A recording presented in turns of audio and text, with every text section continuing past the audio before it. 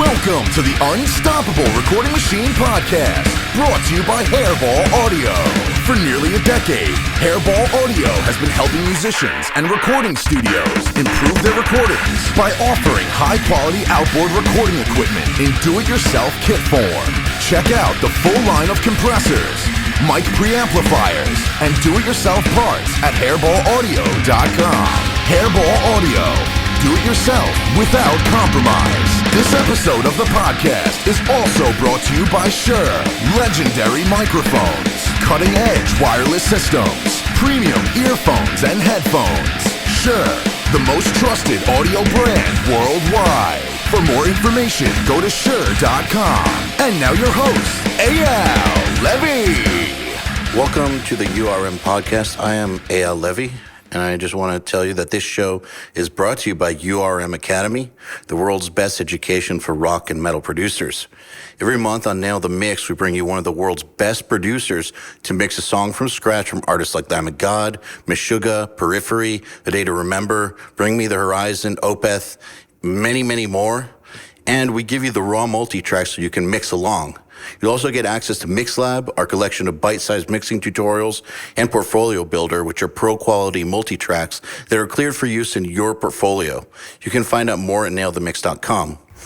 Welcome to the Unstoppable Recording Machine Podcast. I am EYAL Levy, and I am super excited about this episode because on this one I got to talk to one of my very own production heroes. On today is man that really needs no introduction, but I'm going to do it anyways. It's Mr. Fredrik Nordström, who is a Swedish musician and record producer. He's one of the pioneers of the coveted Gothenbug Sound, and he's behind some of the genre's top acts, like Dimmu Borgir, Architects, Arch Enemy, Dark Tranquillity, At the Gates, In Flames, Opeth, solo work. I mean, the list goes on and on and on. I'm going to quit talking and just get into the episode. Enjoy. Fredrik Nordström, welcome to the Unstoppable Recording Machine Podcast. Thank you for being here. Oh, thank you. It's nice to be here. I'm a longtime admirer, and I'll just go ahead and say fanboy of your work. And it's a big honor to have you here. Your work is some of the work that inspired me to actually go down this path, for better or for worse. So thank you for that. I am wondering, what do you think of the production landscape nowadays as opposed to a decade or two ago? Did you envision it going in this direction? No, not really. Negative-wise, I think it's like for some of this, the recording industry has turned into more like a factory than it's actually a place where magic and art happen, if you understand what I mean. Yes. Yes. So there is a little bit of factory thing that is not so fun, I think. But on the other hand, I think like when it's coming to young musicians, many of them are really, really skilled, which I didn't see like back in the 90s, to be honest. It seems like in the 90s, do you remember just trying to get a drummer to play with a click track or metronome was sometimes like, you know, asking them to kill a family member. Like they mostly didn't want to do it or they're very, very scared of it. Now it's like finding a drummer who doesn't play like that is what's rare. Yeah, I actually recorded an album 3 weeks ago with no click track, and we ended up mixing with 100% acoustic drums. How did it turn out? Great. It's very organic. Sure. Actually, like my breakthrough album, The Slaughter of the Soul, with At the Gates, it's recorded without click track because Adrian couldn't play to click track. So, you know, the thing that's interesting to me is that I've never thought that it's necessarily a judgment of whether or not the recording is going to be better or worse, because I actually think that there's a lot of benefit to recording without a click. And I think that there's something about those records from the 90s that were recorded without a click. There's a reason for why they connect with people a lot more. And I think that it's because the tempos and the feel are so much more natural. They hit human emotion much more naturally, I guess, than an invented tempo. Yeah, you may be right with that. But, using the click track in the studio makes so much benefits for production. Yes. But yes, I myself been sitting there, as you talked about it just yesterday, where I'm sitting and keeping my remote control to my 2-inch tape recorder between my legs and just like be on my toes all the time, just to be prepared to punch in on the exactly right spot. So yeah, it was different back then. And like the perfect tempo and everything you get from having the click track also maybe, as you say, reduce the interest for people to listen to the songs. I don't know. I feel like there's a marriage of click track and feel that you can get through changing the click within the song, from part to part or sometimes within a part to mimic that change of feel. But I really do think that one of those things that those older records have is, it goes to this new part that's a lot more intense and it speeds up, or it goes to this dramatic part and it slows down to make it that much more dramatic. That stuff is really important, really, really important. And you don't get it with, if you keep to one tempo in a song. No, that's right. That's absolutely right. I never actually think about that. Maybe it's like because the album is recorded without the click track. Yeah, and you're right. I remember when we were recording back in the 90s, click track was rarely something we used. And drummers were afraid of it. I mean, so I wasn't recording pro bands back in the 90s. I was, exiting high school and thinking about how I would get anything going in my life. But I remember I was trying to find drummers for my band back then, and I wanted someone who could play to a metronome because I wanted to have backing tracks. And the idea of finding a drummer who could play to a metronome, I couldn't find one anywhere near me. I had to find someone that lived 500 miles away and convince him to move near me. And it was close to impossible. And I know that if I was 19 years old today, I wanted to start a band, I wanted a drummer who played to a metronome, and we could do backing tracks and all that stuff, I could find 50 people near me. Yeah. It's just a different time period. What's interesting, so you brought up At the Gates and not doing that to a click. What's interesting is that those of us who heard that record were blown away by how tight it was. But that was the whole idea with that album. It's like we had a pre-production meeting and I talked to the band. And for me, it was also a big step in my sound engineer career because I get my hands off my 24-track 2-inch tape recorder. I was recording to 16 tracks, 1-inch before, and this was a heavy machine. It's like 244 kilos. Wow. Yeah, and a lot of money. And that was the demand from the band that I should have 24-track in the studio. And the idea with the album is it to sound like a machine. So we were 100% sure that we're going to record this to click track.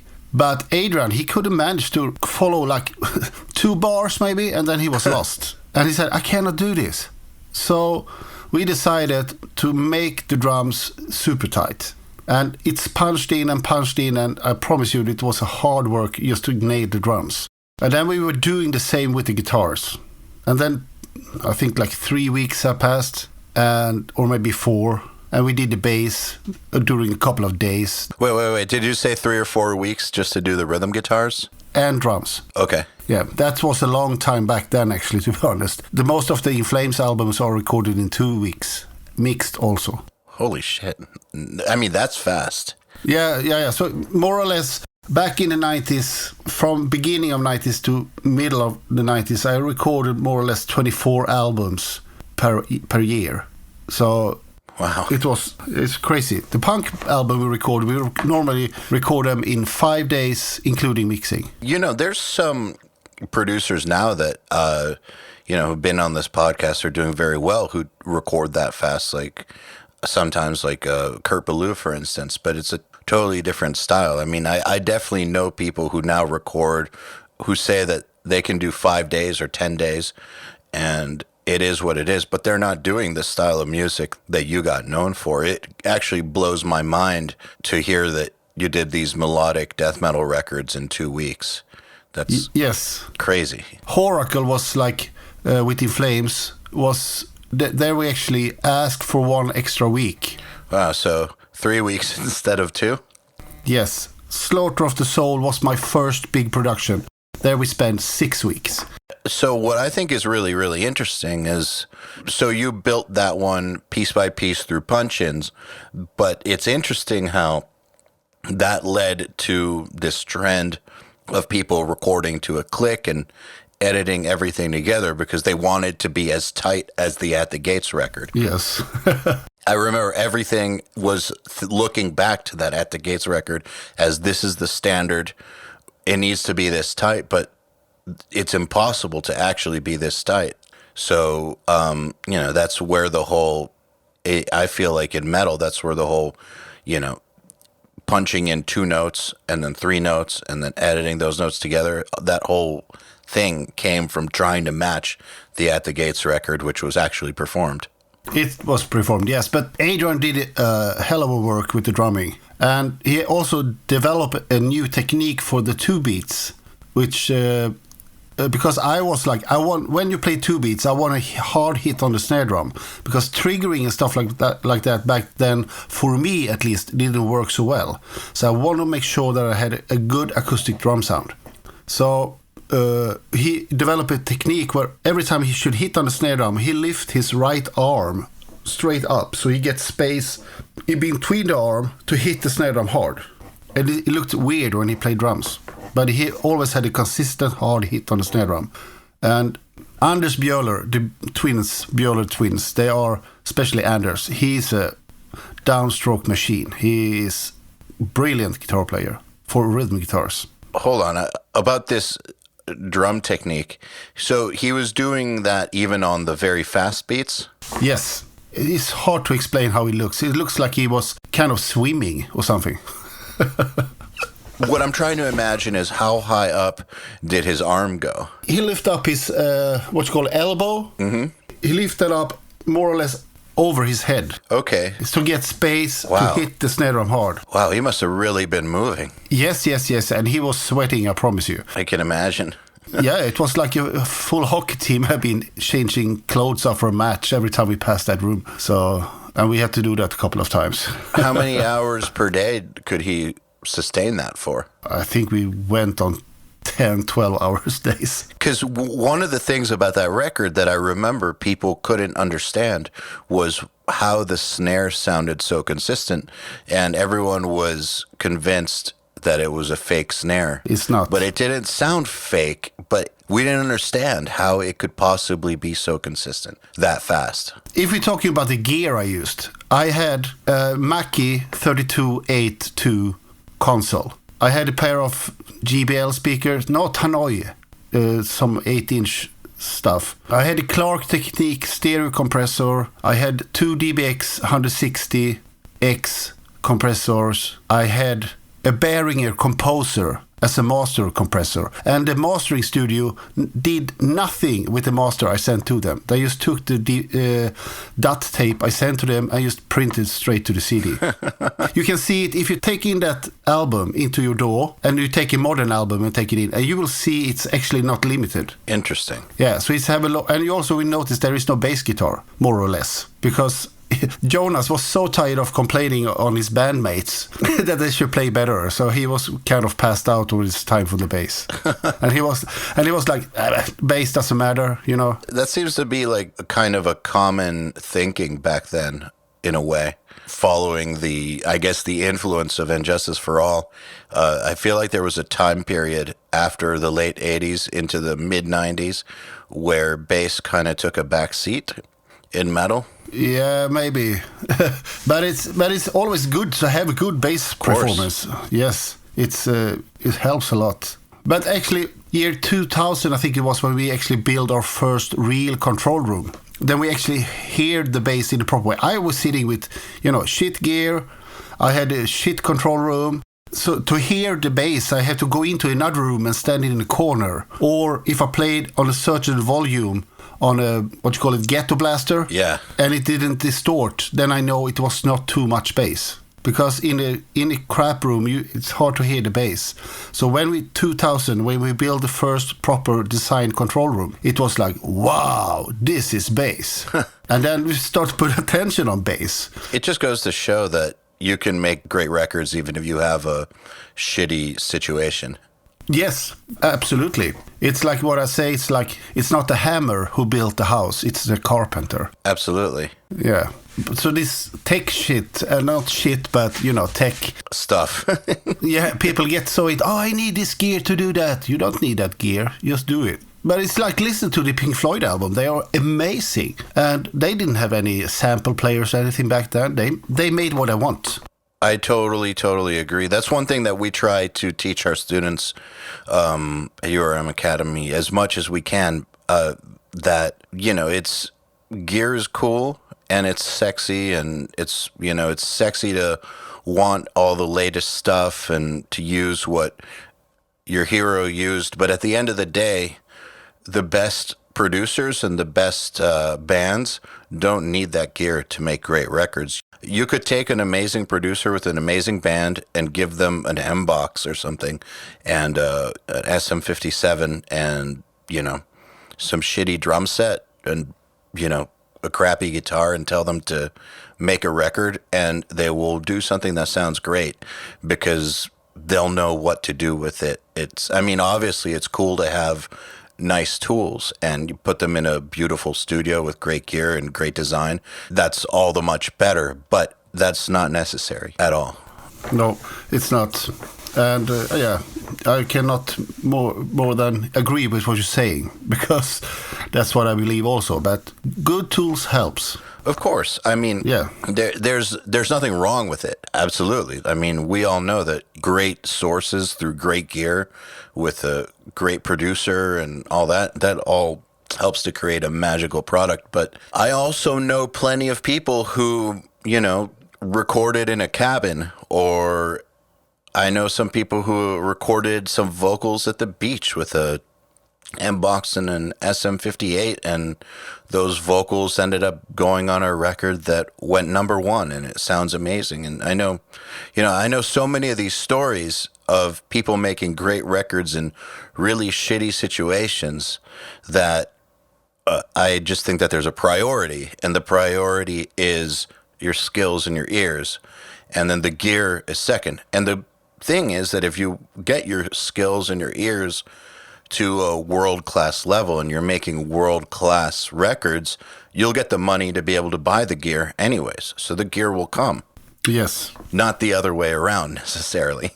No, we actually had on a good recording school here in Sweden, and we went up there and break down some mixes we have done. And the teacher said, thank you for showing that you can use Pro Tools built-in plugins, EQ, and reverb to make an album. Absolutely.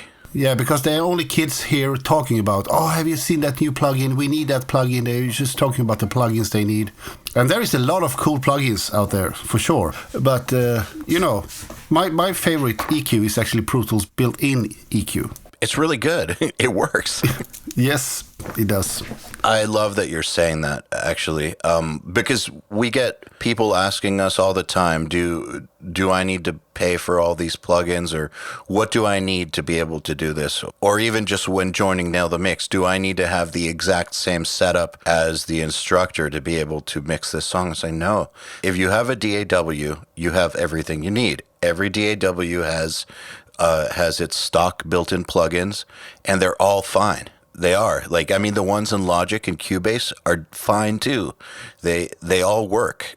And I've seen so many great mixers take stock plugins and do great things with them that I'm convinced that you could make an entire record without purchasing a single plugin if you wanted to.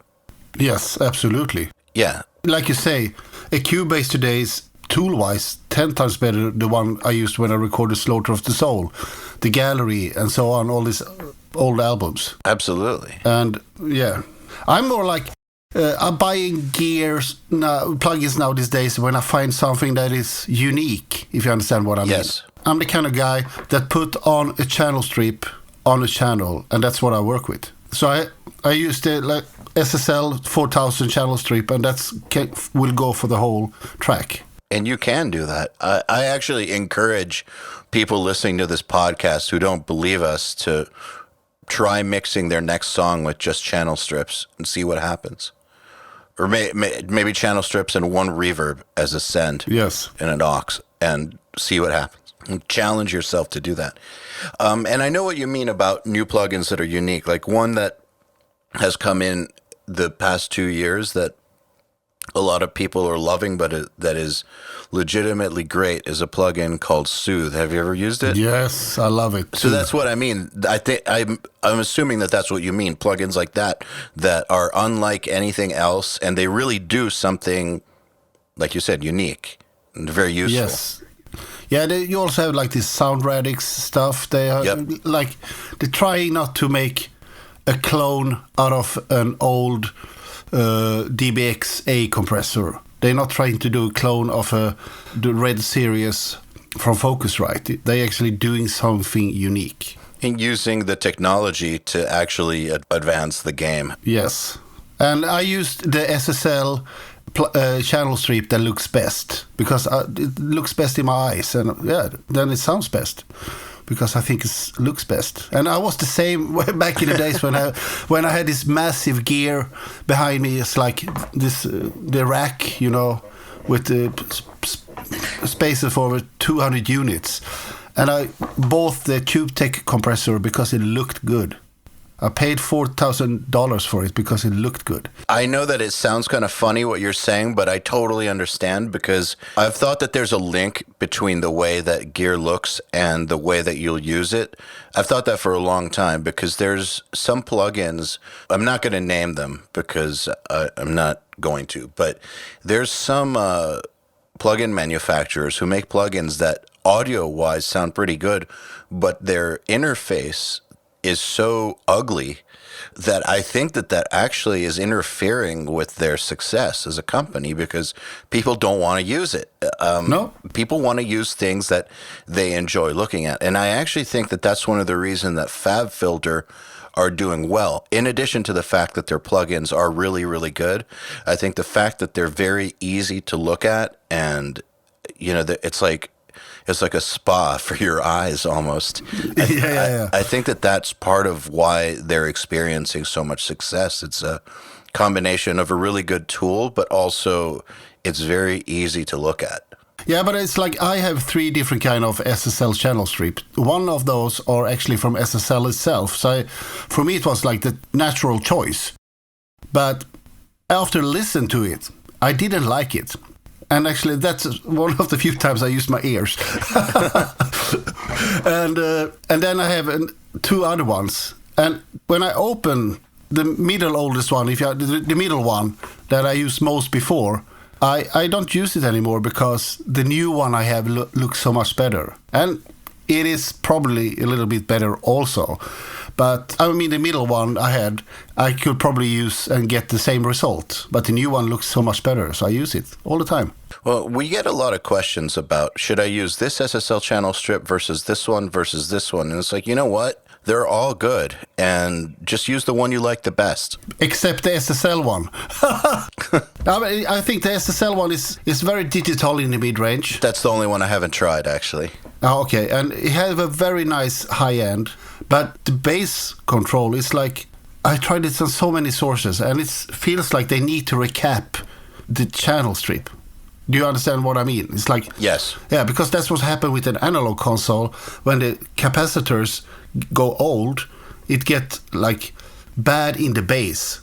And that's the same with that plugin. Maybe they modeled it after a console that needed to be recapped. Maybe. It's entirely possible. Imagine that, all that work.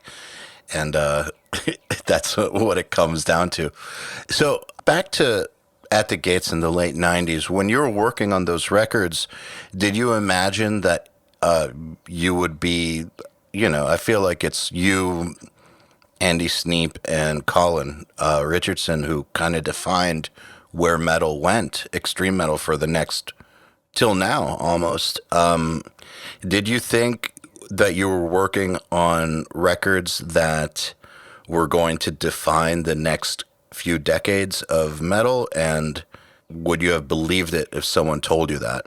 Absolutely not, to be honest. I remember when we were done with the At the Gates album, I invited my friends, and we are like coming from the pop scene. I was a pop guy from the beginning. And I played the At the Gates album for them in the studio, and they said, "This is really good," they said.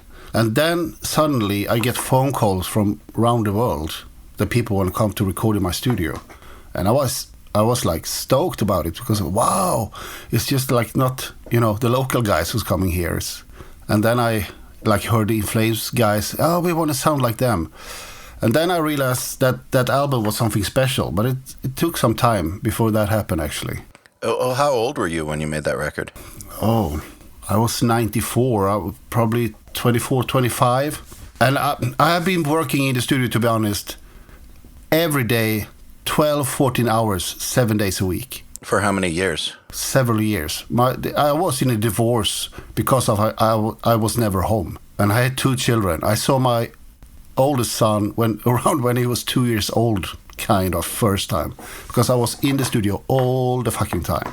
Because I gonna learn this. That's very interesting to me, because one of the things that I think that people who are trying to go into production, really who are trying to go into anything where there's a lot of skill involved and uncertainty, is that they're going to have to spend many, many years just getting good. And then after they are already decent, and I don't even mean great, then they're going to need to spend many, many years just building up a reputation to where they might get an opportunity to work with an artist who is doing something that matters, that will matter. I know a lot of kids that, they want it in the next 6 months, in the next year, they want to be a big producer. And I try to tell them, well, actually think more like 5 to 10 years and be ready to sacrifice everything for it. Yes, that's correct. Then today it's even harder when there is so many good tools to actually produce a good album by yourself in your home while you're there. So like my job is not that wanted as it was for 20 years ago. So it's going to be even harder for young kids to actually, make a career out of that. I think that what it will do is it's a lot easier to be mediocre now than ever, right? So back in the 90s, just being mediocre at recording was very difficult because you had to have all this equipment. I mean, even the shitty equipment, you had to have it. You couldn't just do it on a laptop. And you had to understand very technical things like tape, which are a lot more difficult than just hitting record on a track in a hard drive. So I think that there was a lot more difficulty to just get started back then. Just getting started was a lot harder. Oh, yeah, it's money-wise also. Yeah, exactly. There are just way more barriers. But the thing that I don't think has changed is that to be excellent, amazing, to be world-class, to be one of the best, that's still very, very difficult. I mean, that still is going to take 10 years or something, or more. Yeah, you're probably right. Maybe it's, like you say, it's easier to be mediocre today. Yeah, and so for producers that are at that, and look, I think that there's nothing wrong with producers who make their career off of locals or, smaller bands. That's fine. Yeah, I'm not judging. I don't think that the only valuable producers are the ones that work with the legendary bands. But I do think that it will make it harder for people that are not unbelievable at it. And also, though, there's also things that will change about it, because now that it's easier to be mediocre or decent at it, you're right. There's certain parts of a producer's job that not every band needs. But I do believe that no matter what, the thing that doesn't change is that artists will always need a leader who knows how to capture their ideas, who is outside of their little group. There's something about that relationship that I don't think will go away. No, you may be right. You may be right for sure. Well, I mean, think about the 90s. Even in the 90s, you had those artists like Trent Reznor, for instance, who were their own producers or who were their own leaders. Like, you always have had that type of artist who didn't really need to go to some huge producer to run the show. All they needed were good engineers. Like, that always has existed. Trent Reznor being a perfect example in the 90s of someone like that. So that type of artist has always existed, and I think will always exist. But in addition to the Trent Reznors of the world, but there will always be bands, I think, or singers or whatever, who need a leader in the studio. You know, even if they know how to record on their own, they need someone to help make the right decisions. Yeah, you're probably right about that. The problem is, what I can see maybe in that case is like with recording labels and so on, they don't have any money to spend on studios. Do you see the point? Yes, it's like, that is a problem. Yeah, my clientele, can it be 10, 50 years ago, were the first time a band, if they was not like doing a demo tape or anything, like actually doing an album, were paying from their own pockets. And I'm like, but you have a label, and why do you pay it? The label should pay for it. No, we have no recording budget. That force people, if they have a band, they get the signed with the label, and they get no recording budget, and they have no money. They have to record it by themselves. Yeah, that's true. I remember when this digital recording came, and now everybody can do it by themselves in their home, and many bands did that. And I remember the compilation CDs back then from magazines and stuff like that. It was a nightmare to listen to. There's so many bad productions. There was actually, man, that's one of the reasons that I started Nail the Mix and URM Academy, was because when this whole revolution of digital home recording started and the production started to get worse and worse and worse, it was also around the time period where the music industry thought that it was going to disappear. We kind of thought that the labels were all going to disappear and that it was all headed towards, the toilet. And I started thinking that somebody needs to show these up-and-comers how to do it properly, or we're all fucked. Because this great tradition of great-sounding records in metal was starting to really disappear. And honestly, I think that productions I don't think we're entirely responsible for it, but I think we're part of it. I do think that metal productions are starting to get pretty great again. And I do think that there was that time period where it was pretty scary. Yes. I just get the demo tape from the guitar player in The Crown, Marco. His son is 16 years old, and he plays in a metal band. And they have recorded this demo with his father, where all the drums are completely acoustic. And you get that feeling of Slayer, Rain in Blood, from a 16-year-old band from fucking Sweden. And I'm like, I was so happy when I heard it. It's just like, nothing is perfectly tight, and the guys in the band have invented metal again, and when they are fucking angry. It was brilliant to listen to. I had to listen to it even 2 times because I was happy when I heard it. Well, one thing I'm noticing too is that now I feel like it's kind of come full circle. It's been so long now that we have digital recording and plugins and the ability to do it at home. And this new technology and this new music industry, it's now been more than a decade. And so I think that the digital mania is kind of subsiding a little bit to where people are trying to make real sounding records again, at least to a degree. Obviously, it'll still sound modern, but I think that people are starting to value real performances again. I'm seeing it more and more. I actually really do think that production is going to start getting awesome, and that we're at the beginning of a newer and better revolution, exactly for the same type of reason that you just said, what you just experienced. I'm starting to notice more and more and more, also through our students and through talking to a bunch of mixers who come on Now the Mix, and just I'm seeing it more and more that it seems like people are shifting away from the bullshit of about 10 years ago of replace everything, digitize everything. It's okay to have a bad recording.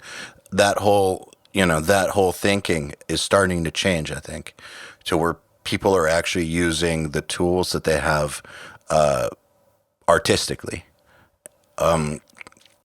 Yes, and for me personally, I'm the guy. I can sit down and do 40 takes of a guitar riff until it's good, instead of that's fine enough. I edit it, and for me, it's not okay. If you understand what I mean. Some stuff you need to edit. If you do like a metalcore band that need to be super tight, of course you have to do that. But I always try to make sure that the recordings that leaving my studio is performed, not edited. And we get some really good people said that we had edited the guitar on Bring Me the Horizon album so good. But it's not edited, it's performed. And that's why it sounds so good, because we have a good guitar player and we take our time to make sure that we have a good take. That's what I think. It's interesting to me that also, I've heard that also about some vocals. Sometimes I hear vocals that people say that's so auto-tuned. And I know for a fact that the singer is amazing and that maybe there's a little bit of tuning, but not what the person saying that sounds so auto-tuned thinks. Like it doesn't sound good because there's a little bit of tuning on it. It sounds good because the singer is fucking awesome and there's a little bit of tuning on it just to help it a little bit because there's going to be a million instruments and it needs to all work together. But a lot of people think that if something sounds good and sounds like a good performance, that it's because it was edited that way. And I think that that's usually not the case. No. And also it's like some bands I have here, maybe they are very concerned, it's not perfectly in tune. And I normally open up YouTube and I type in Alicia Key, No One, and I play the song for them and I say, listen to this. This is not one note that is in key, and she have 358 million views and listeners, but the vocals is not in key.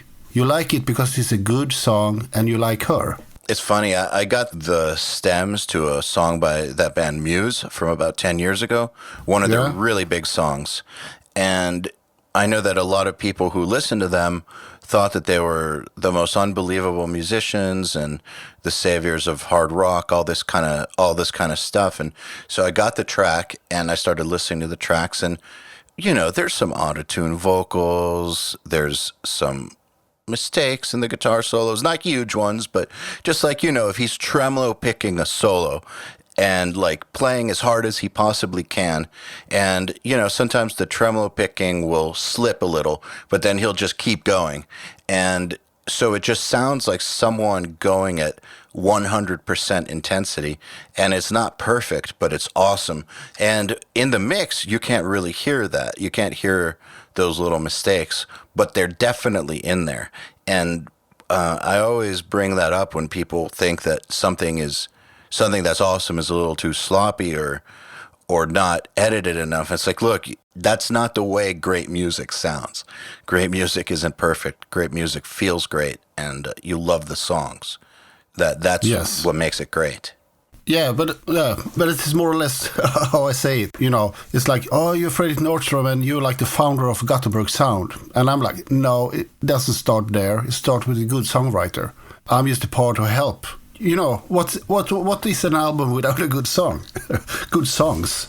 It's nothing. Yes. So taking that into consideration, your priority on performances, I can imagine that the super complicated records you've made, like the Dimmu Borgir records, that must have been a lot of hard work, especially Death Cult, Armageddon, and Puritanical. That, like, just thinking about what you're saying now about performances, I can only imagine that records like that with that much detail, like, how long did it take to do Death Cult Armageddon?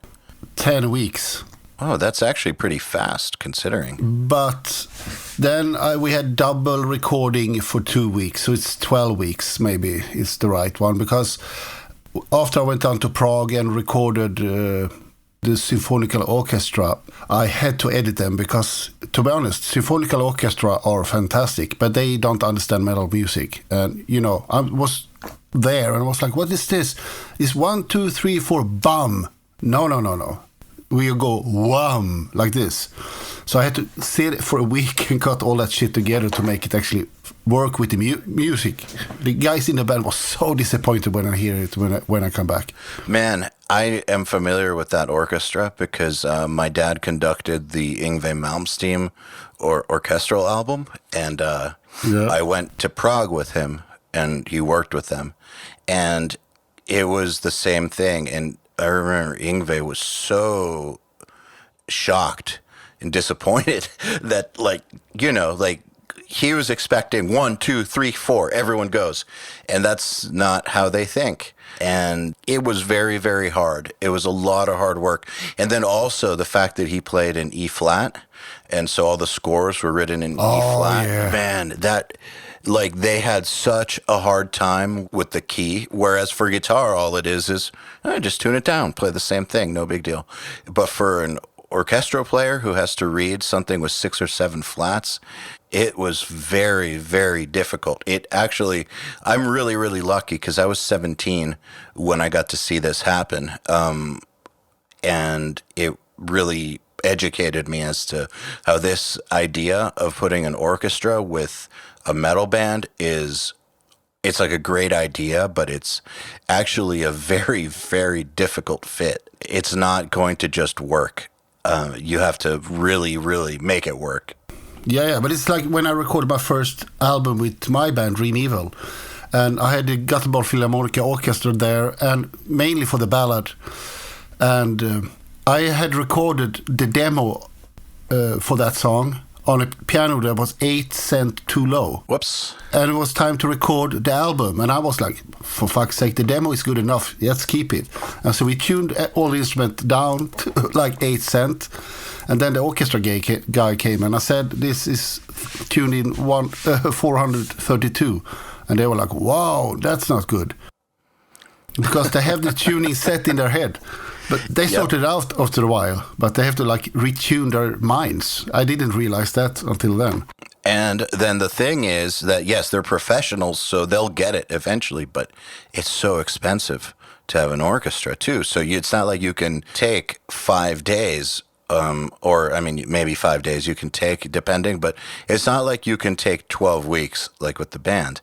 Like you have to get in and get out very, very fast. Oh, yeah. Because that, I mean, for people wondering, I know that I don't know the exact figure just because it's not my business to talk about somebody else's budget on here.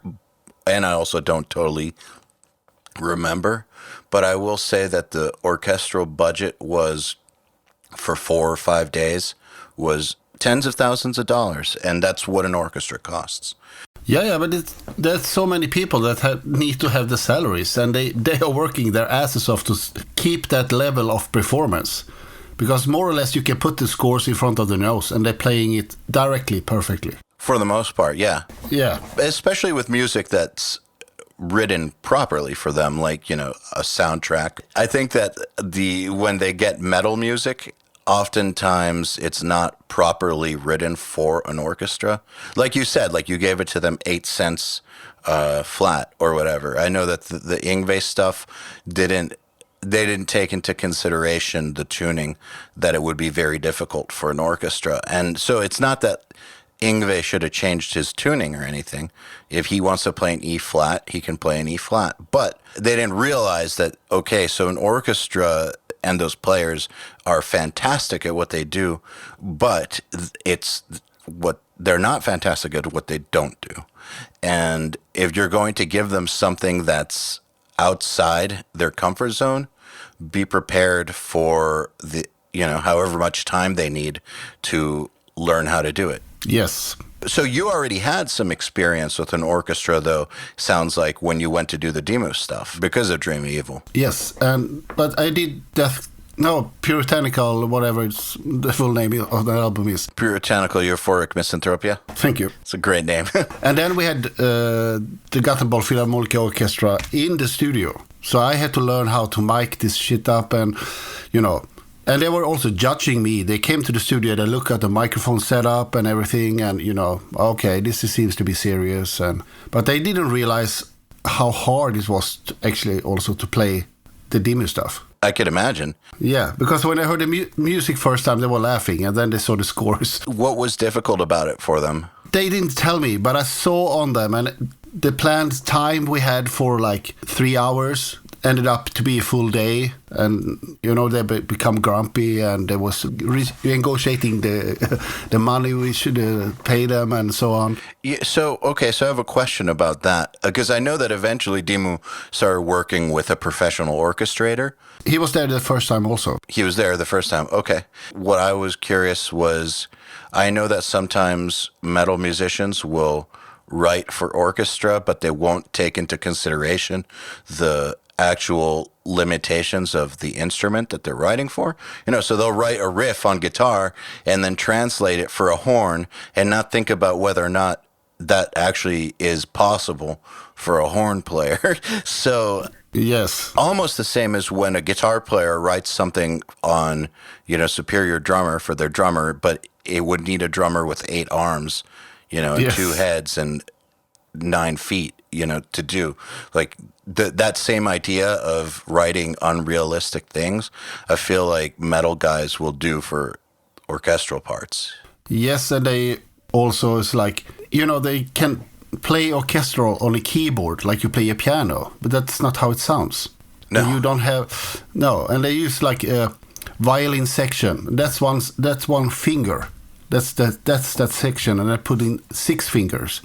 And I want this to sound realistic, yeah, but then you need to release 5 fingers, and you know, arrange it like an orchestra. I think it's like the standard library you get in Contact. I have done strings with that sounds super realistic, because of the experience I had with this great arranger, Gaute Storås, his name is. And like these recordings I've done, I realized this is how they play. And if you start playing like you're playing on the keyboard, it's not going to sounds like an orchestra. You need to know how it works. It's going to make it very difficult for them. Oh, yeah. So you said that when you came back from having recorded the orchestra in Prague, the band was very disappointed. But you yourself, were you disappointed? Did you know that this is what's to be expected and I can work with this? I just forget what the band thinks for now. No, I know for sure that I need to edit it. But so I said it's going to be better. I need to just bring it home and sit there on the evenings and do all the edits for this, and it's going to be better. I'm sure about that. And we also had tuning problems on the first demo album, I remember that. So I actually used auto-tune, and it worked. The tuning problems, were they from the band or from the orchestra, or just combining the orchestra with the band? No, it was the orchestra. They were so tired. So they was out of key. Got it. That sounds like quite a potential disaster. Yes. But it was, I don't remember the song. It's one of those kind of industrial songs on that album. Start with the Water Drops. I know which one you're talking about. I don't remember all the song names because they're so they're so long. They're all so long. Yeah. And so what I did, I actually ran the orchestra through a guitar amplifier, and before that I tuned it with autotune. And I cut it up parts and took out parts and went back and forth. Why did you put the orchestra through a guitar amplifier? Because I wanted a different sound. Got it. Yeah, and also it's like, because it's like the autotune made the glitches sound and stuff like that. And I want to have it like industrial sound. I remember also recording these drops of water. We spent weeks with that. Just every day we tried out, because it's actually from my kitchen in the studio. So we need the water to drop in the perfect timing. And Öyvind, the keyboard player, he was like standing with that crane every day and tried to get it perfect, how he wanted it. It could be easy, sample and move, but he wanted to do it like real. And this is why you might have to go through divorces and not see your kids, because getting the right water drop sound can take forever sometimes.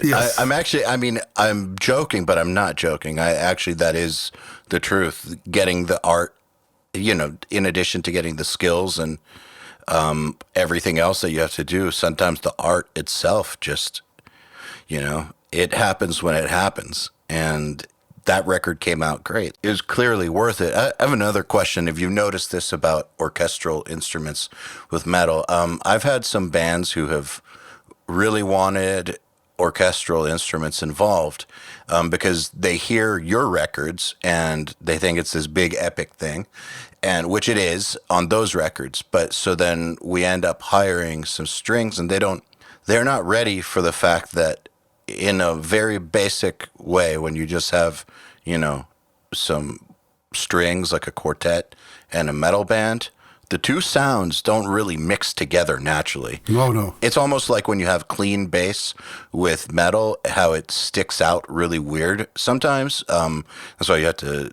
distort it and compress it and do all kinds of stuff to it to make it work. If you just put clean bass in, sometimes it works, but most of the time it doesn't. I feel like with orchestral instruments, sometimes they just sound weird next to a metal band.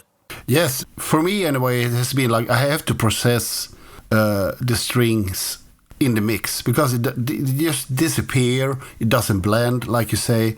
It doesn't belong there. But when you get it on place, it's awesome. So you're saying you like different things, like putting it through guitar amplifiers. Do you remember any of the processing ideas? That was just for that song, but I used a multiband compressor from TC Electronics called X3. It doesn't exist anymore, which is bad because it was a brilliant product, I think. It was harsh, made a lot of noises and stuff like that, but it was very good for music. But I stopped manufacturing that. And so, but normally it's like multiband compression, EQ.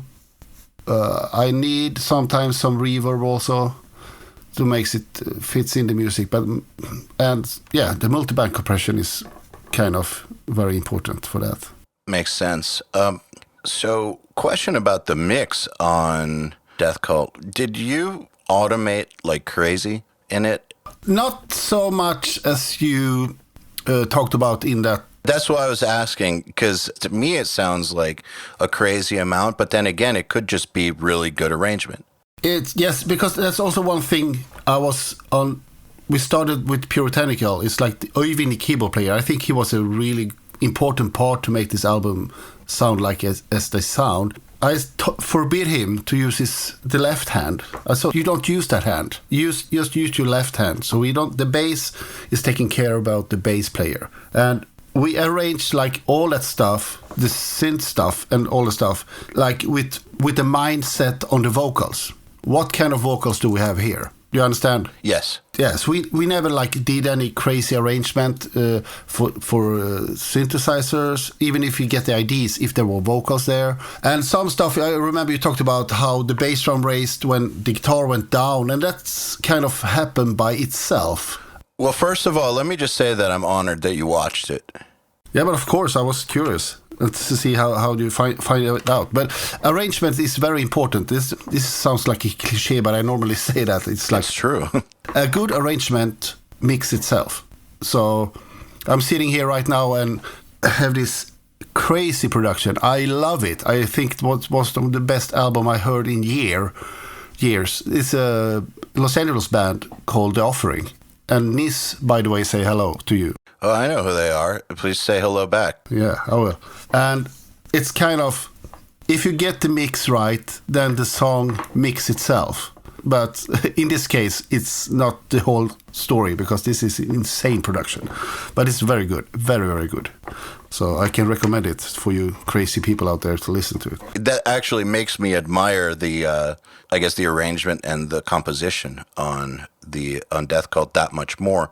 To hear that it wasn't as much automation as I thought, then yeah, that tells me that the way that it was constructed, it's almost in the DNA of the music to allow the right things to take center stage at the right time. The foundation of the album is like the guitar, bass, and drums. It's more or less no automation at all. It's just like find the right levels of everything, find the frequency. That's my job. But also, find a good arrangement for the stuff, because it's so easy to over arrange music. You know, the Yngwie thing, more is more. Yes. It's not always the truth. It's like if you want to have a very good sounding album, you need good songs, good musicians, but you also need a good arrangement, which I think is very important.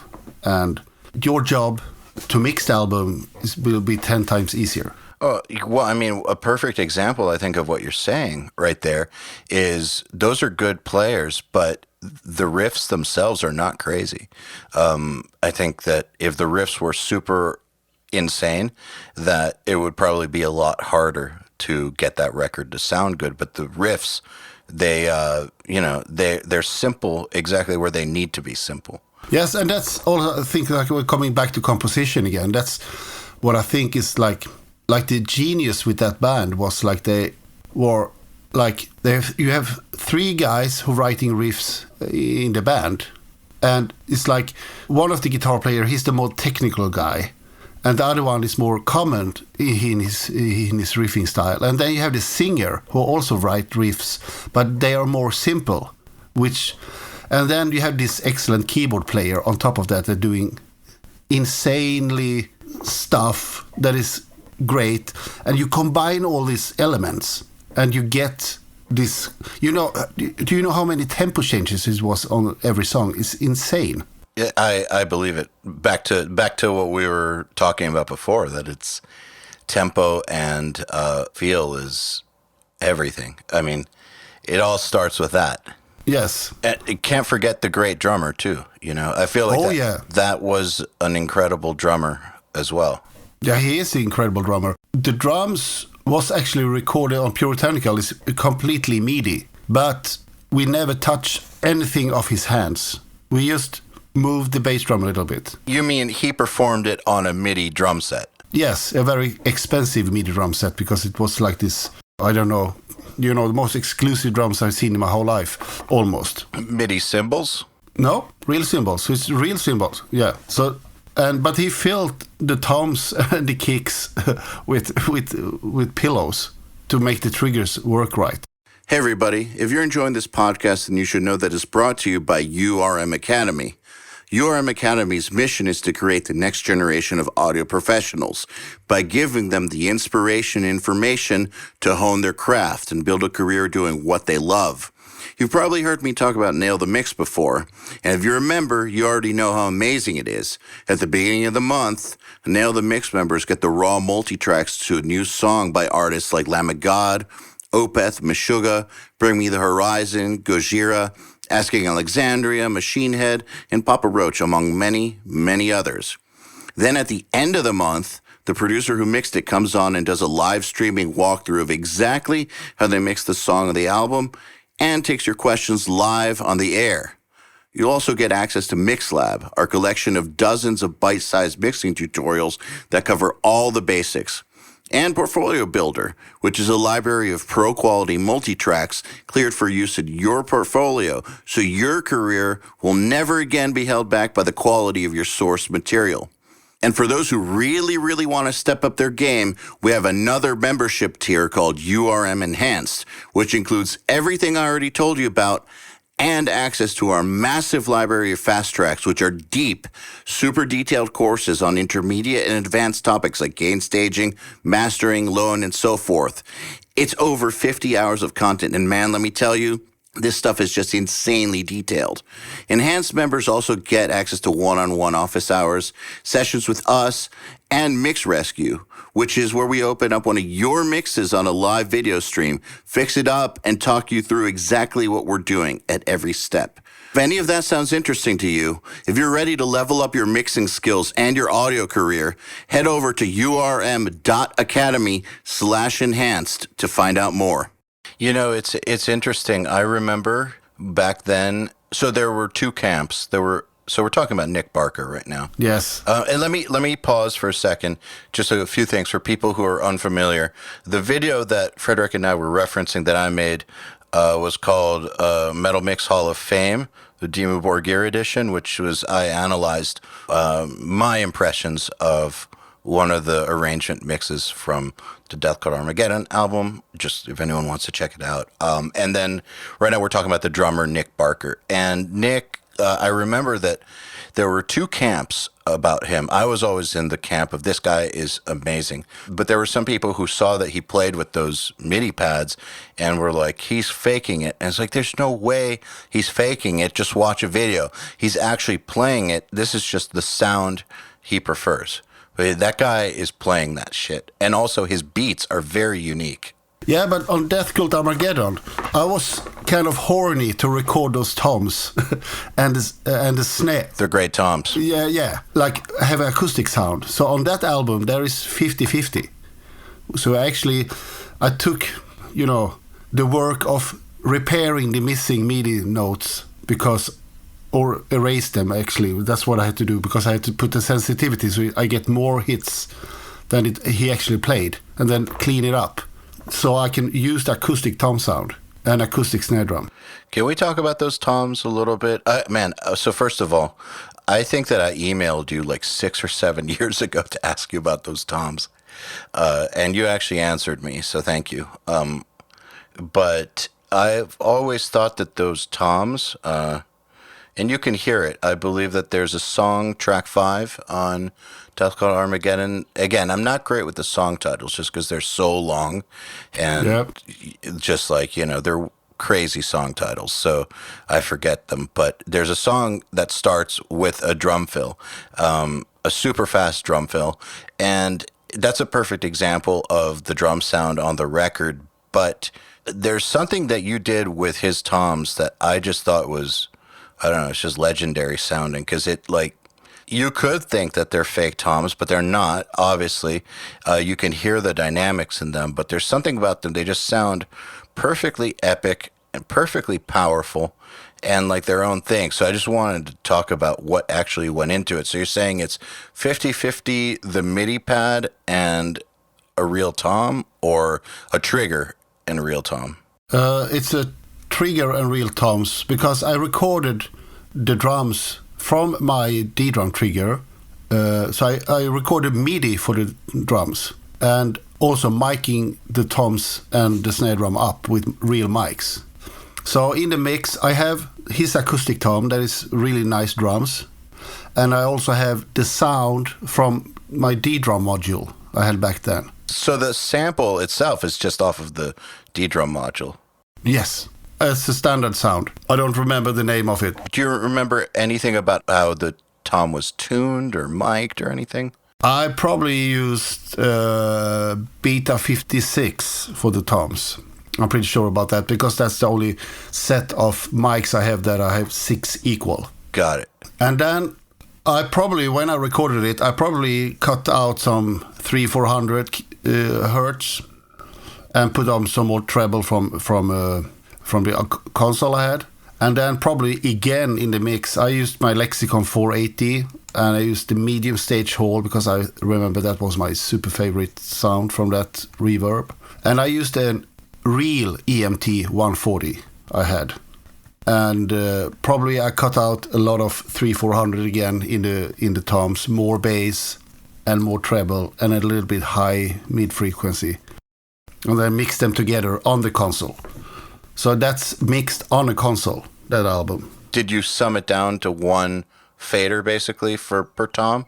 Because I only had 16 outputs on that Pro Tools system, I probably took the toms out on 2 tracks, yes, and then had the acoustic drums on 2 tracks also. Got it. Yeah. Wow. So Death Cult mixed on a console. That sounds like even more insane. Yes.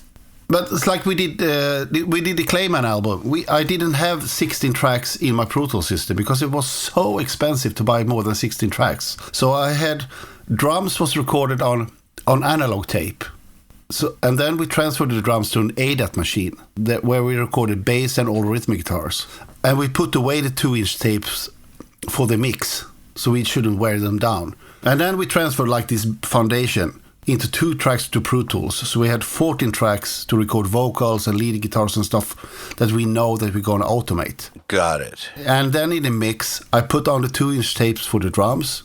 I had the ADAT synchronized for bass and rhythm guitars and Pro Tools synchronized. So every time, and we did a shitload of keyboards for that one also that you probably don't hear. There should be a background filler.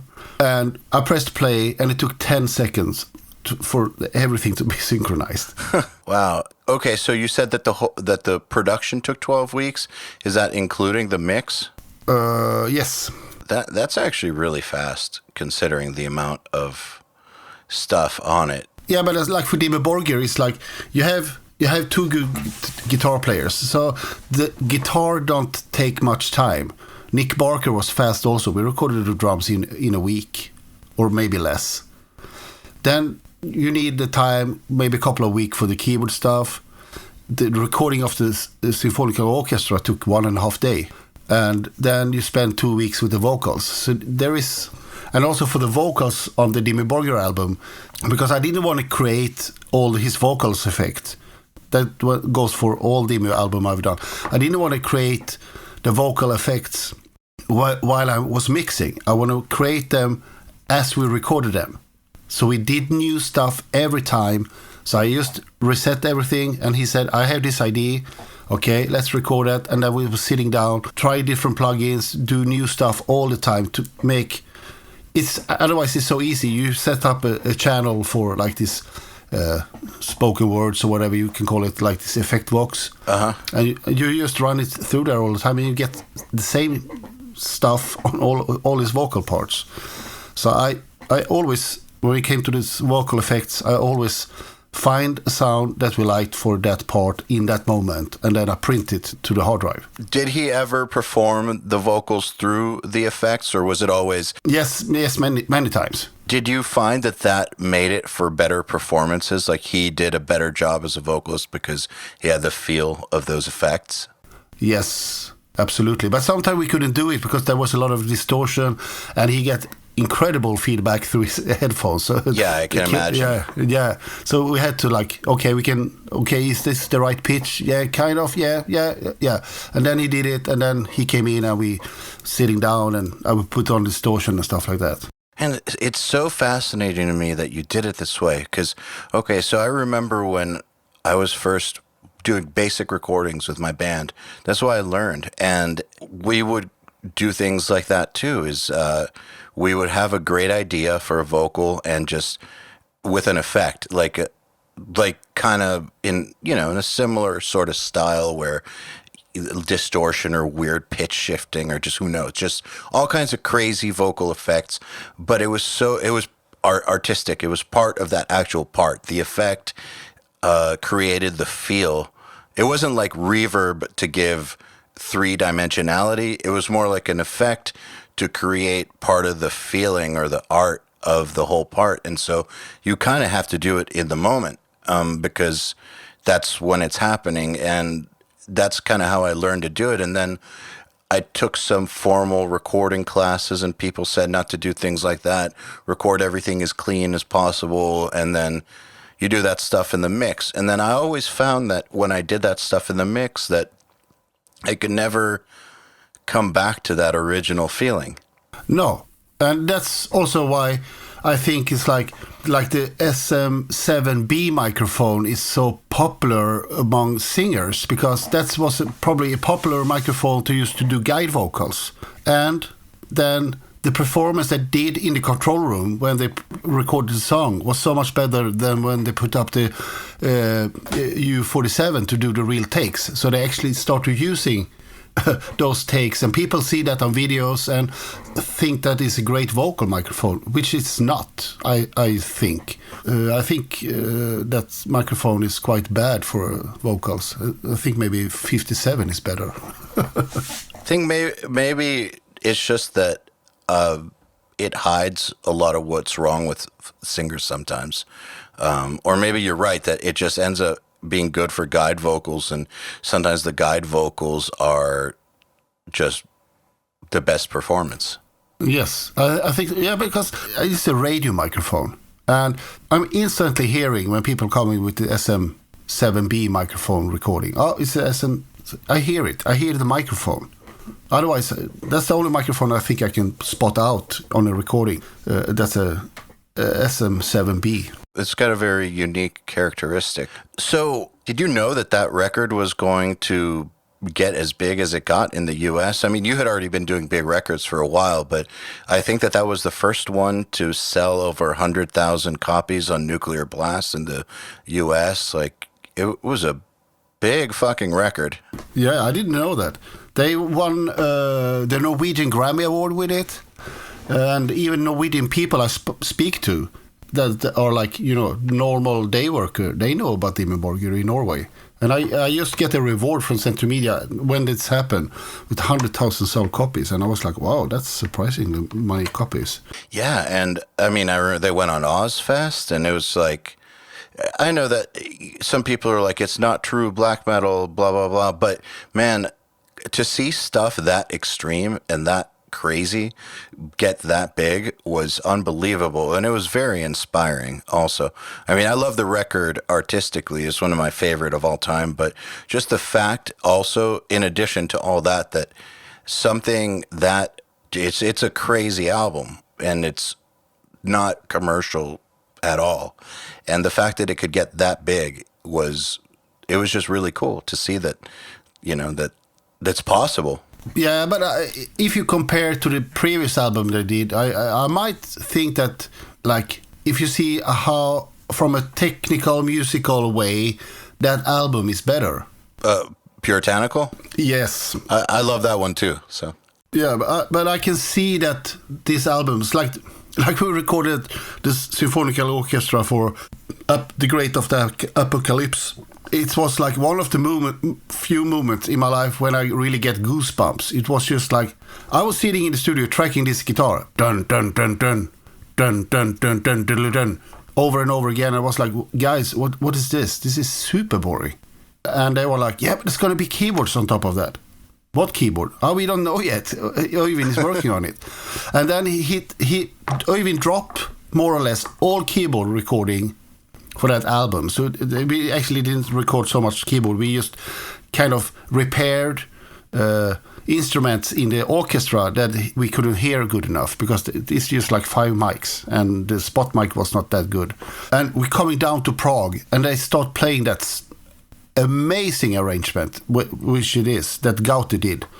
And I was like, wow, what is this? This is awesome. And it's just like my whole body was like goosebumps everywhere. And I just looked at this arranger guy and just thumbs up. And Oyvind, he was lying in the studio while they were recording. And he came in and was like, guys, I have a hard on. There was a hallelujah moment when we did that. I mean, it was incredible. And I definitely think that it was a groundbreaking moment. I remember when I heard it, my dad's a conductor, and so I went to him and I was like, listen to this shit. They finally found a way to do orchestra with metal properly. And he just said, it sounds like John Williams. But that's a big compliment. Okay. That was his only comment. But that's a huge compliment, in my opinion. I thought it was pretty groundbreaking. So let's move on from that. You then started getting some American bands too, like Darkest Hour, I remember. Yeah, they were here. It was, I didn't see them so much. It was in a very hectic period in my life, and I think it's actually a sound engineer that with the name Arnold Lindberg who took care of most of that mix and recording, actually.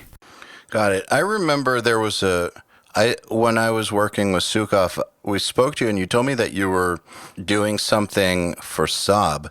Whatever happened with that? Like that you were doing like super scientific recordings for car companies? No, I helped. It was actually Volvo. I helped them. Volvo, okay. Yeah. When they're releasing, they find out that YouTube was way more important than actually buying TV commercial. So they made a lot of commercials on YouTube. And they hired local composers to do it. And then they find out that the production sucked. So they send the music to me, and I had to rearrange stuff and, find new vocalists for if there was a vocal line, because they needed original music. Because if you take music from another band, it's so expensive. Got it. So it was, So that's what I was doing for them during that period. It was very nice for the wallet, to be honest. Sounds stress-free compared to working on something like Death Cult. Oh yeah. The reason I bring that up is because lots of our students want to look beyond just working with bands, and they hear about these opportunities for doing commercials or doing production for a company that needs work, but they don't even know where to begin. So I'm just wondering, how did that even happen? It was actually the filmmaker Patrick Uleus who had done demo videos, my videos, In Flames videos, and so on. He was a friend of that guy who owned a company that do all this production. So Volvo hire a special company to do all these YouTube videos, commercial videos, everything for it, and they are based in Gothenbug. And so he actually, the owner there, contacted Patrick and said, "Do you know a good sound guy who can sort this out for me?" And then Patrick recommended me. So at the end of the day, it's exactly like getting any other type of client. Somebody that works with you or that likes your work recommends you to somebody else, and there you go.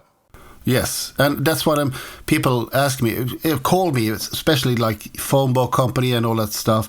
It's like, do you want to do commercial? And I'm like, no, because the best commercial I can do is do a good job. Mm-hmm. That's the only way to get a new booking in the studio, is to make the one you're doing right now, to make sure that it's as good as possible. I totally agree, and thank you for saying that. It's funny. It's like every single time that you work on a project, that is your opportunity to make a commercial for yourself. Yeah, but it's like the most stupid mistake I did back in the days was to interfere with my biggest client. Me and Anders built a studio together, and I know this is going to end up with I'm not going to record them anymore. And that's also what happened. But after Clayman, they went to this other guy, and suddenly I had so much work, because then fans of In Flames that played music realized, oh, the older album sounds much better than the new album, in their ears at least. So I had like for 2 years, the most people who came to me said, yeah, we came to you because we heard the new In Flames album. How did you know that going into business with him would mean that they would stop recording with you? Because sooner or later we're going to be a crash, and and we built this really nice super studio, and then In Flames took off, and he was never in the studio. So okay, that's interesting. I thought that you guys had done that after In Flames took off. I didn't realize that it was around before they took off. We were planning the studio just when we recorded Colony, I think. Got it. And then we built the studio, and they did Clayman, and then boom, and they was out touring so much, and he was never in the studio.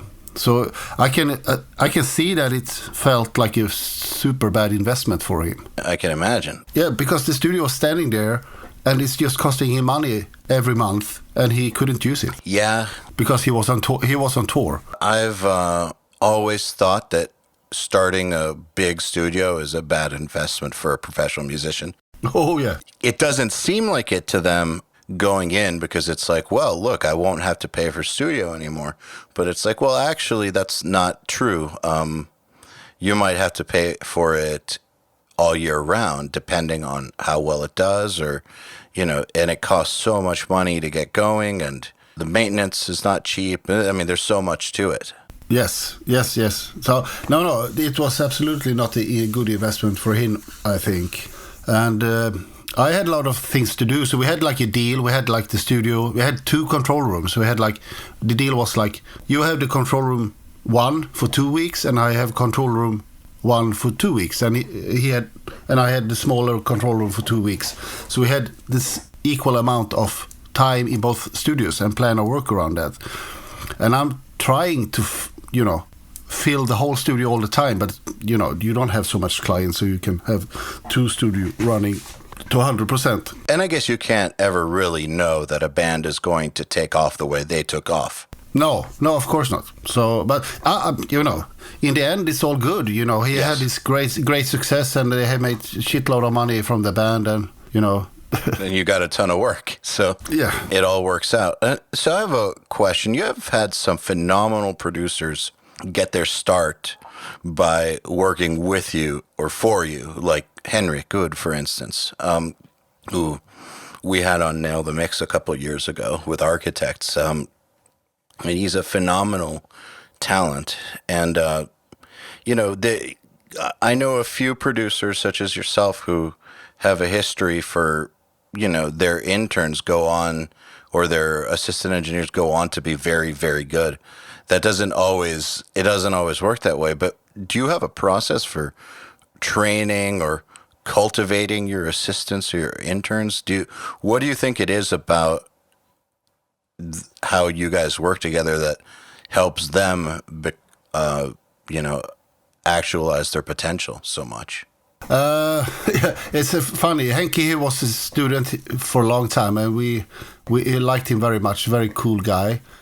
And when he went to his university for sound engineering, we actually wrote a recommendation letter to the school that if they don't take him in, because it was really hard to come into the school, they are completely stupid and talentless. So take him in. And I don't know if that was the reason he came in there, but...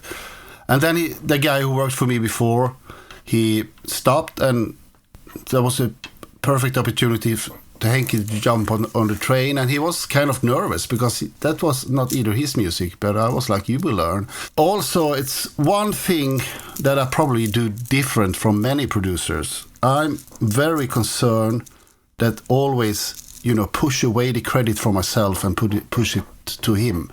The guy, it's like, if me and Henke mix an album, it's just like put Henke's name first, then put my name.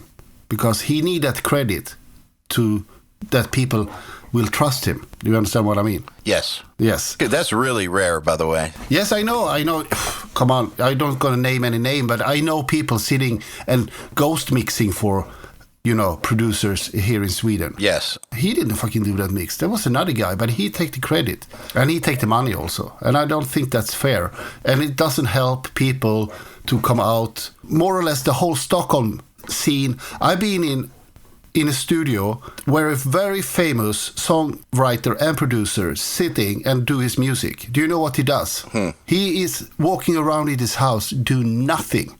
He have 10 studios where young artists sitting and writing music all day long. And he just go in there and listen. That's a good song. Okay, I take it.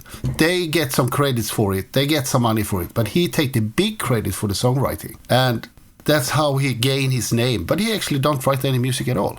It's other people who write music for him. And I heard that there is more or less the same scenario in the Cherion studio, where you have Max Martin and all this guy. There's a few places like that for sure. That same story, different players, many times. Yes, and for me, if I was like that, Henke should be none.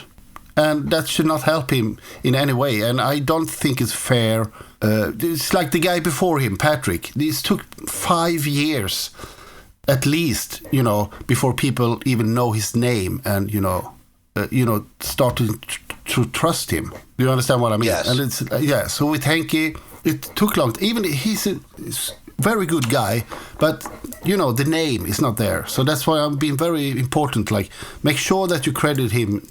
Make sure that you write his name. And if that's not happened, it's saying it's like mixed by Fredrik Nordström, and there is no. But Henke was on that one also. So that's why it'd be very important for me to help him. So what I've learned through running a company is that the more that I empower the people who work for me to own their own ideas and to get credit for their own ideas, and the more I reward them for having great ideas with more money or more recognition or whatever it is I can do, the more that I allow people to win, the better of a job they do, because they're more inspired, they'll work harder, they're more loyal, and your relationship is a lot better. And that has made for some of our employees at URM to be really, really amazing, and to make amazing progress at what they do, and to really do some great things. And it was And I really think that it was through the process of allowing them to take control and to get rewarded for having done a great job. And so I think that by you doing that, that right there is a huge inspiration to the guys working under you, that if they do a great job, they're not going to be in the shadows. No, but it's also, like I say, if I die and that guy sitting here in the studio and it's like I take credit for everything, nobody at the studio dies. Yeah, true. So it's good to do that for him, but it's bad for my business, if you understand what I mean. When they leave this company, you know. True. But that's one thing that has been for me with the recording studio. It's just like, I preferably don't talk money when we recording. It's just like, money is something you need to buy food, buy what you need. Mm-hmm. And if I have that, I'm fine. I don't need, money on my bank account and stuff like that. I never cared about money. It's much more rewarding to have made a really good album. That's like when we did the Architects album and the guys asked me, what do you think about this? And I was like, I used waiting for the CD to come out so I can take the fucking CD and put it in my car and listen to it. Because I think that album is musically, it's a super album. Yes, it really is. Yes, and that's the music in there. And also it's like when Tom died, I was sitting on the motocross tracks with my kid and crying because I was, that guy Tom, he was such a talent. And then he died only 28 years old. And it was just like, it still makes me sad.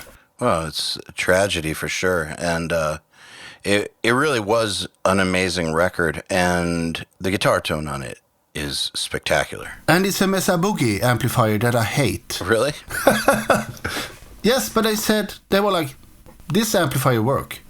And I was like, I tried so many Mesa heads and I never get it to work. But of course, should we try it? And yeah, but it sounds good. It sounds good. Dude, it sounds insane. Not just good. It sounds insane. Yeah, but that's also, it's like, it's a performance thing. I know that Henke and Tom was sitting for fucking 2 weeks tracking those guitars. And they worked so hard with the tuning and everything.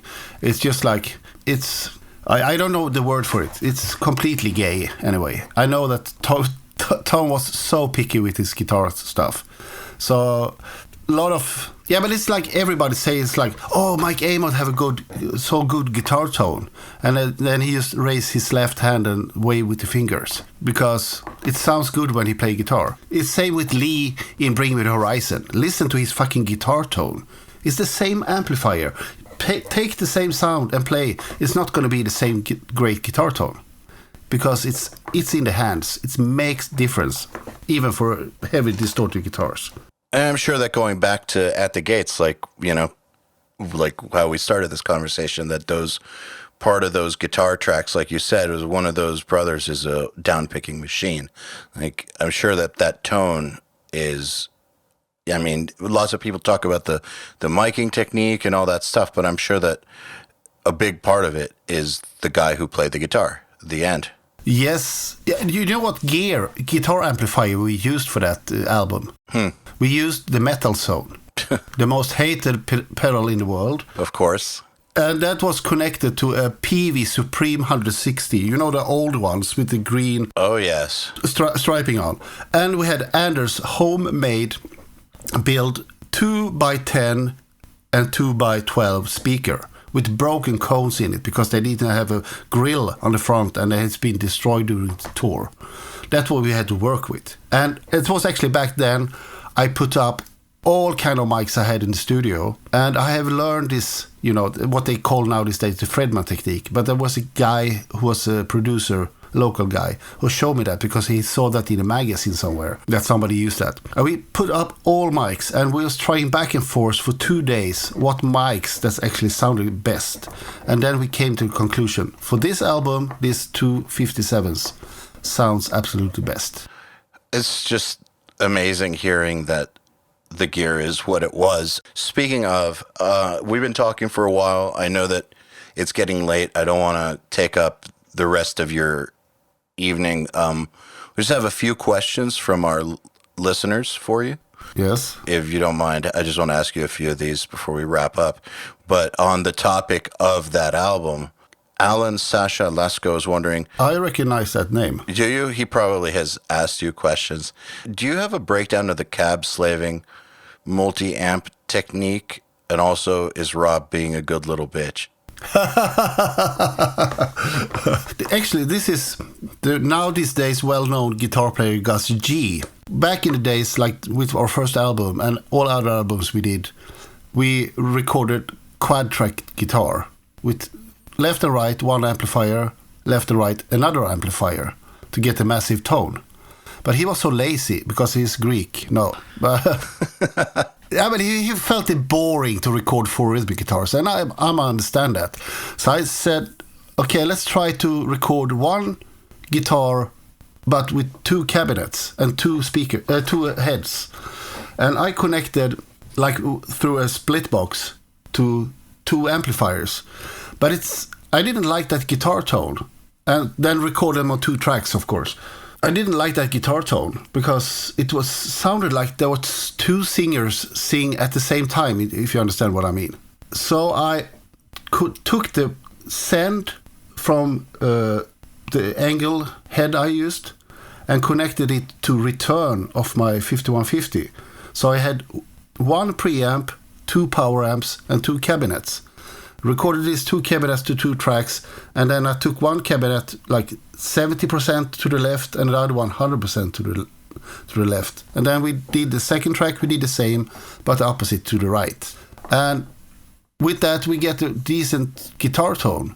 And now we had like a bigger guitar tone, and we only recorded with 2 takes. Yeah. So that's actually how I do it. And I used the 1 amplifier that I think sounds best for that project we are doing, and then I slave it from the send of the amp to the power amp of another amp. And a different cabinet, I used like a Marshall vintage blah blah blah something for one, and then I have this old Angle with also vintage cabinets that sounds totally different. And sometimes we choose another cabinet because the cabinets makes a big difference, I think, for the guitar tone. So trying out, yeah. And I know we have done like this Kemper presets and stuff like that, but for my studio, I'm like, to be honest, I think it's coward to record line signal, even if I do it, because it's useful sometimes. But back in the days, even if I had like digital recording with 2 million tracks, I didn't record any line signals for the guitar, and I recorded 2 microphones on 1 channel because I don't want to have the option later on to choose, sit and mix these 2. I want to do it straight off. If the guitar tone is good, it's good. It's not good, let's do it again and find a better guitar tone. Absolutely. Yeah, and the same thing goes, like why we did this with the demo guys, where I choose to print the sound straight off. Do it now. And that was actually an old Canadian producer with name Eric Grief. He's told me I did an album with him. He's a lawyer today. He's Stryker's lawyer, I think. Why do it later when we can do it now? He told me. And I was like, yeah, you're 100% right. So do it now. And I think that even nowadays, especially with the ability to redo things, people should try to commit as early as possible, just because there is so much opportunity to ruin things or to go down an endless path of destruction, with plugins. Yes. It's that much more important to commit early, I think. Yeah, I think that's the right thing to do. It's just like, do it straight off. But now these days I record the line signal also, because of the reason that maybe somebody in the band went drunk to the Friday night and went into the live room and kicked the mics, and then they record like additional guitar during the weekend, and I coming back to the studio and find out that the mics is standing on the other side of the room and the guitar tone is fucked up. Yes. That's happened to me, so. Yeah. Or something broke down and people don't realize that, so then you can actually reamp and save the recording without going back and re-record all the guitars. So that's the reason why I do the line signal. Or I'm recording like a metalcore band with a lot of breakdowns. Then the line signal is very useful to edit the guitars, because this music need to be lined up. It doesn't sound good enough if you don't be what I call a grid hooker and, start using the grid to actually make music. Yeah, I agree. So here's a question from Dave Vole. Has the popularity of the coined Fredman technique of miking guitars impacted you to any large degree? And if so, how?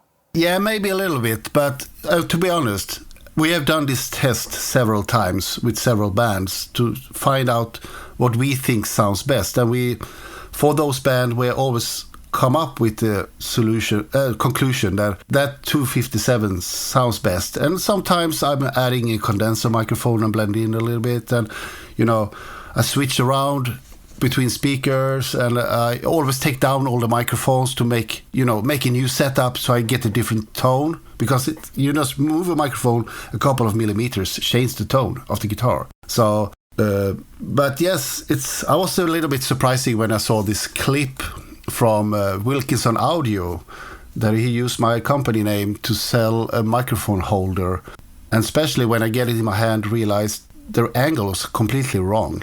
Damn it, Alex Wilkinson, fix the angle. No, Fredman Digital will have one. Okay, for there you go. Soon. No, but I was like, why? I tried it out. No, I'm never going to use this because it's wrong angle. And I was contacted by another company that do this similar thing. And they asked actually for permission to do it. And I said, yes, of course. But I then want to have the right angle. So let me know when you have it, and we'll help you get it out there. I have one here right now. I don't know what's happened with the guy who had the company. What's happened with him? I don't know if he died or something. Oh, okay. We have it soon. Okay. Question from Leonardo Ravagnani, which is, what was it like working with Bring Me the Horizon on Suicide Season and There Is Hell? They've come a long way and are self-producing now with great success, but were they any knowledgeable back then, or just a bunch of guys wanting to put heavy songs out but not knowing much about how to do it properly? How much of the final product did you help mold compared to what they came in with demo-wise? I think like the 2 albums we did, this is a very developing band, I should say, to be honest. Going from all his screaming, his sound he had back then with his screaming that I absolutely didn't like at all, that had become, groundbreaking. And now he sings clean vocals. It's just showing, the development of the band. And to be honest, when I heard the first album, I was not impressed at all. The thing that impressed me with Bring Me the Horizon was the amount of views they have on MySpace, and which was just like, okay, let's book this band because they're gonna become big. That was actually the one reason. And this is one of the bands that I didn't realize all the hook lines they had until I saw them live. That was just like, normally it's like I pick up hook lines when I'm asleep, because hook lines is my thing. I'm a pop guy. So, but with that band, I missed that totally. That probably not answer your questions, but the band itself became so much better just like every year. And, how they find their path through everything.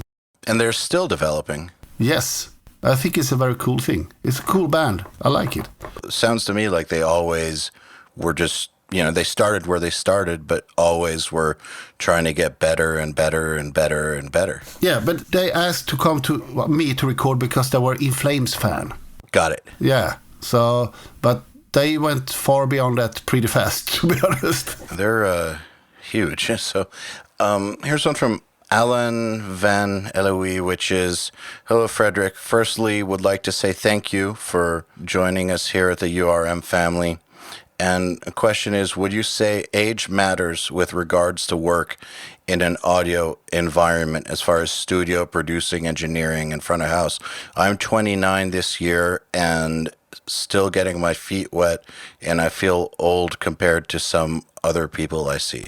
Oh, I'm 52. I still get my feet wet sometime. But no, I don't think age matter. I don't think so. It's dedication. It's just like, that's what you need. I totally agree with you.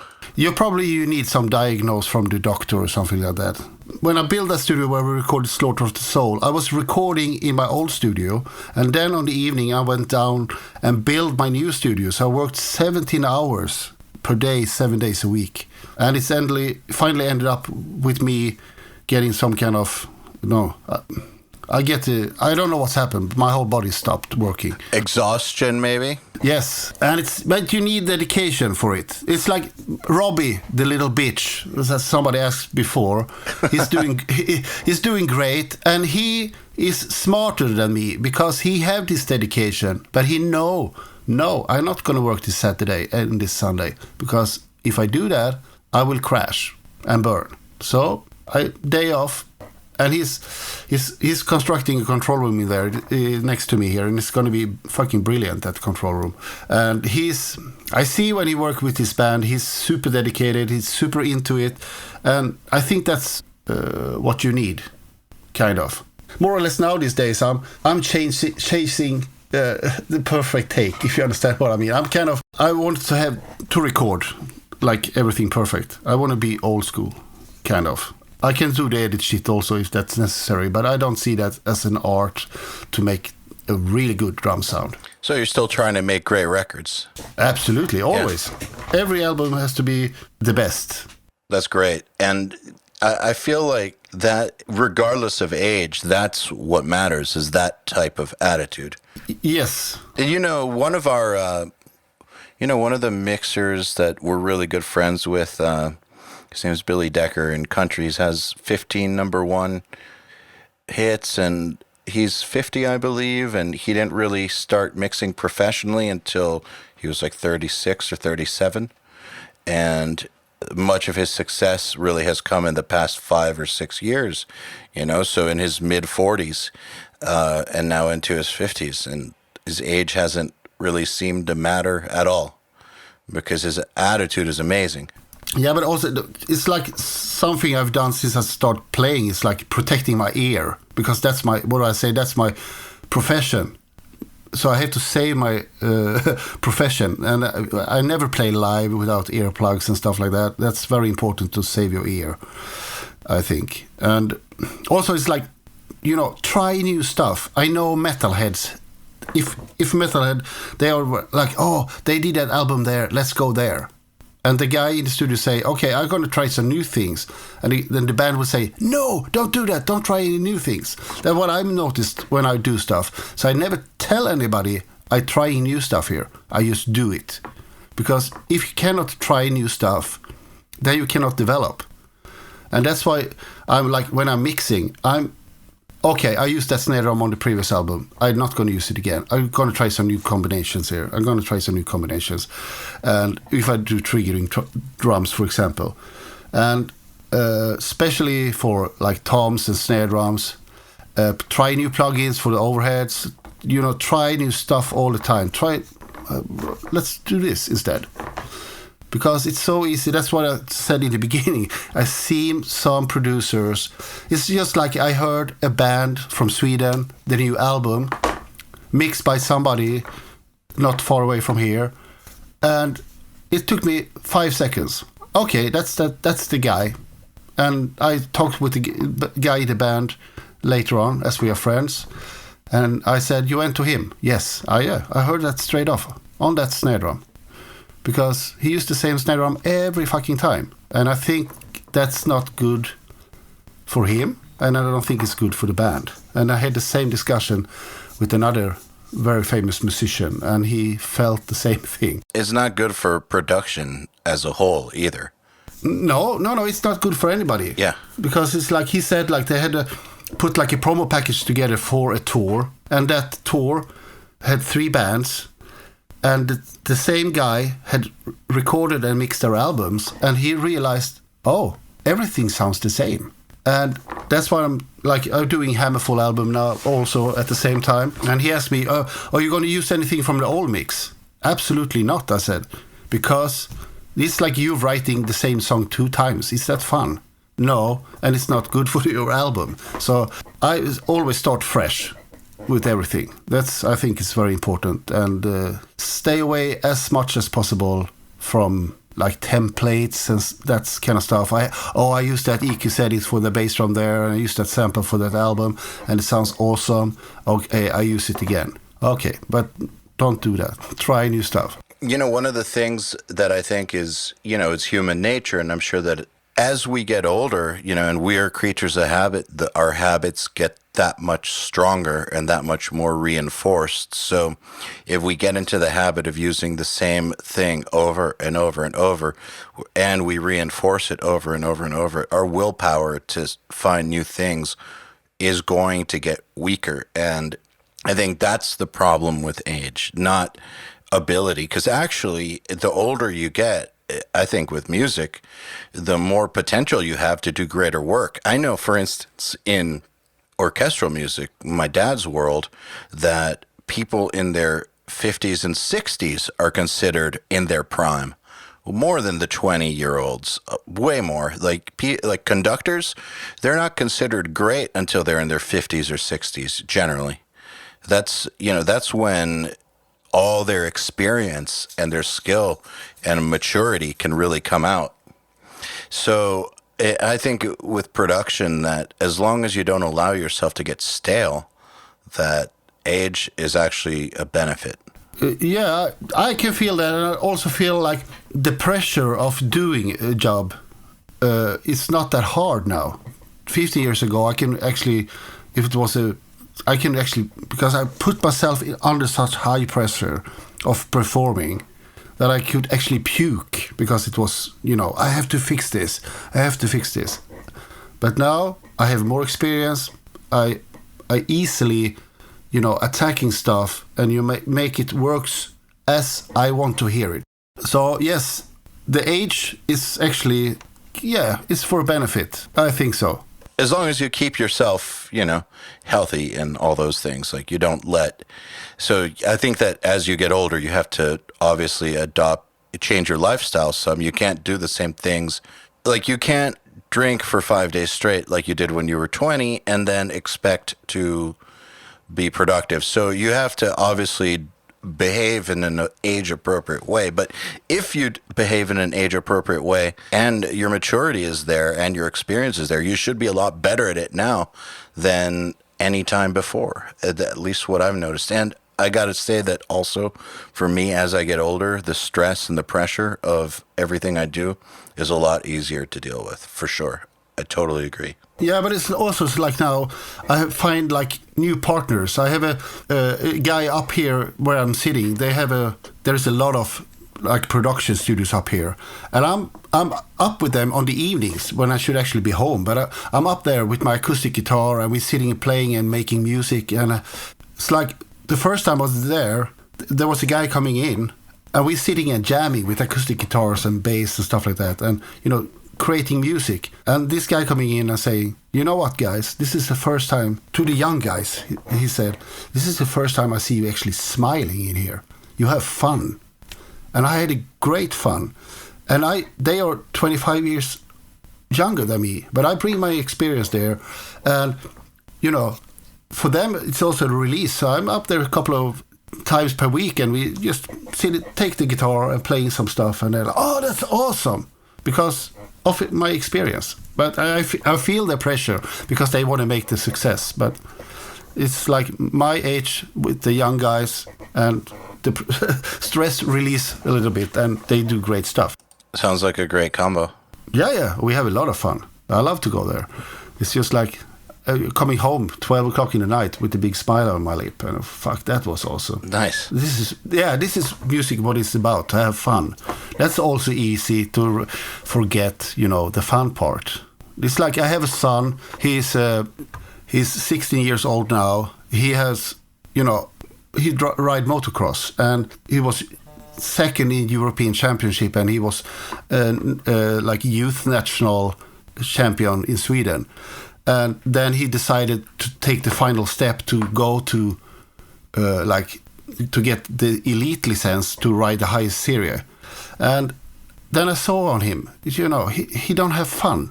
And I have to stop here now. Why are you doing this? Talked about it. You're putting too much pressure on yourself. You do this. You forgot what it was all about. It should be fun. Take it easy. It doesn't matter what happened today.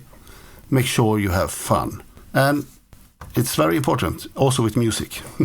And with that, I think that that's a great note to end this on. because that's a great way for people to remember this podcast, because I agree that if it's not fun, why are you doing it? There's really no reason. I mean, that part of why we do this and we work so hard is because we love it, and there's a deeper kind of fun in it for all of us. And, you know, it's easy to lose that if you're not careful. So, yes. Fredrik Nordström, thank you so much for being so generous with your time and coming on the podcast. I hope you get something out of this. Thank you. It was very nice, actually, to have some tech talk. It's always fun. The Unstoppable Recording Machine Podcast is brought to you by Hairball Audio. For nearly a decade, Hairball Audio has been helping musicians and recording studios improve their recordings by offering high-quality outboard recording equipment in do-it-yourself kit form. Check out the full line of compressors, mic preamplifiers, and do-it-yourself parts at hairballaudio.com. Hairball Audio. Do it yourself without compromise. This episode of the podcast is also brought to you by Shure. Legendary microphones, cutting-edge wireless systems, premium earphones and headphones. Shure, the most trusted audio brand worldwide. For more information, go to Shure.com. To ask us questions, make suggestions, and interact, visit URM.academy and press the podcast link today.